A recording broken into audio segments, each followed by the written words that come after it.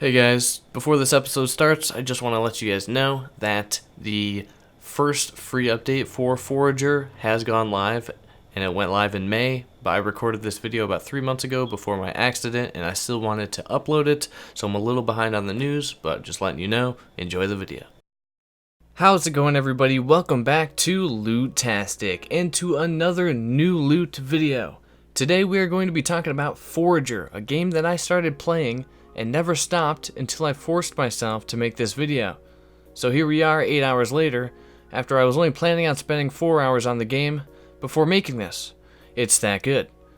Forager is a 2D exploration, farming, crafting, dungeon crawling game that apparently started off as a game jam game, but exploded in popularity so much so that an entire game was made off of it, and boy, it's heckin' fun.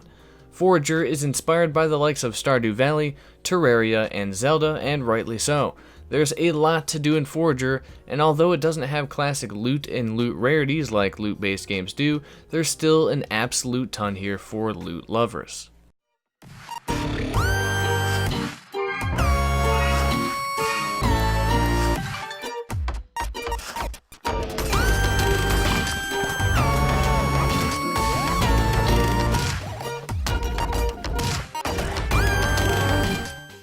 In Forager, you start off on a single square piece of land and you are tasked to build a furnace. With that furnace, you can craft tons of stuff once you progress in the game. You are given a pickaxe to mine rocks and trees for materials, and then with those materials you can craft a bevy of items. Those items lead to better items, and those better items lead to epic items, and so on and so forth. You eventually start crafting and gaining money, and with that money you can buy more land. Each piece of land you buy is procedurally generated, so it could have a different biome which yield rarer items, or it could have a puzzle for you to solve, or a quest giver, even a dungeon to explore, which we'll talk more about later. Crafting, mining, exploring, buying, really doing anything all leads to XP. Then once you level up, you have a vast skill tree you can slowly begin to pick away at. The skill tree is broken down into 4 quadrants: industry, farming, magic, and economy, and on your first level up you can choose between those 4 base skills. Once you choose one, 2 more skills will show up that are adjacent to the one you picked, so you don't know what kind of skills are out there until you branch out to see for yourself. It's a really cool design that makes you wonder what's possible each time you level up. Skills range from allowing you to craft swords and armor, build slot machines, build drones that follow you, lower build costs, dig up treasure. 64 very different skills to choose from. It'll take you a bit. I've barely scratched the surface in this video, but you'll get the idea of just how deep the crafting systems and skill trees work from my gameplay on screen. It's nuts. You ever play like an action RPG where you just have to clear every room? You have to break every barrel, every vase, kill every creature? Yeah, well, I do that all the time, and Forager is constantly filled with this. Trees, rocks, plants, enemies, animals, bugs, and fairies are respawning all the time to make sure you don't run out of materials or food. It's so fun just going around clearing out your little town that you've begun to build up, collecting hundreds of different materials to use to craft the next sword that freezes enemies, the next pickaxe that explodes trees and rocks, or the next pair of boots that let you move 100% faster and dodge attacks. The gameplay gets crazy, the screen gets filled up, you're moving super fast, your automated machines are always crafting, you're catching fish, catching bugs, feeding animals, farming, collecting, mining, you've got lasers that mine for you, characters to meet, quests to do. It's just one hell of an amazing game. And it just keeps getting better. Let's talk about dungeons. I'm not sure how many dungeons there are in the game. I've only found 1 at the writing of the script, but I do know there is at least 4. Dungeons offer a different kind of challenge that you only get in those dungeons, and the 4 that I know of are all vastly different. Some of them require you to work out puzzles in order to reach the next room or a hidden treasure chest, and in most of them you'll be fighting some kind of weird enemy along the way. In the one I found, I had to fight some electric machine boss at the end. It wasn't necessarily tough, but the rewards from it were cool and items I definitely wasn't expecting. I got an electric staff that works as a mining laser, a medium range weapon, and an item that can activate certain machines. I also got a spirit orb that let me upgrade my health, damage, energy, or give me an instant level up.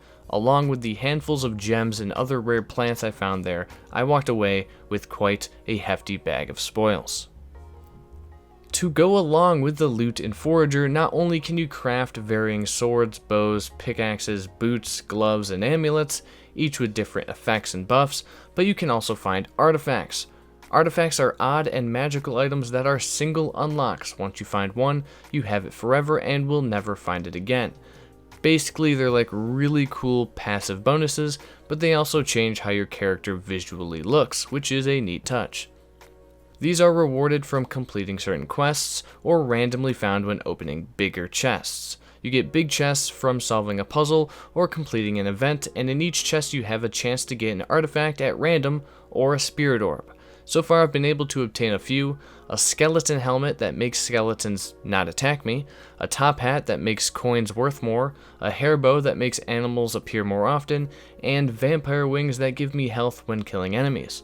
All this accompanied by the tons of secrets to find, items and resources to craft, dungeons to explore, treasures to dig up, puzzles to solve, chests to open, bosses to slay, skills to unlock, machinery to build. I just want to stop this video and go play some more.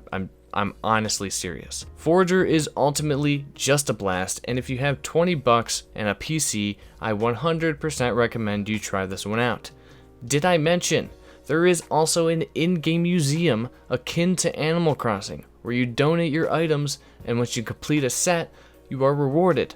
An in-game collection system. I freaking love those. Also, get this, Hopfrog, the developer of Forager, just released their update roadmap. It looks like in May this month we'll be getting new game modes, weather effects, quality of life changes, and an improved options menu. Summer of 2019 will be getting a new biome, hard mode, new bosses, new enemies, and improved combat difficulty. Fall of 2019 is the mod support update with custom biomes, items, structures, and more. And winter 2019, early 2020, multiplayer will be added, as well as new lands and new items.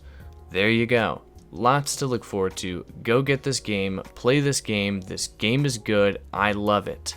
Anyways, as always, this video is brought to you by LOOTastic, where you get all the legendary loot news and info free of charge, no grind or limbs required. Like the video for double item drop rates and subscribe for a new Diablo game that's not a mobile game. Until next time, happy looting.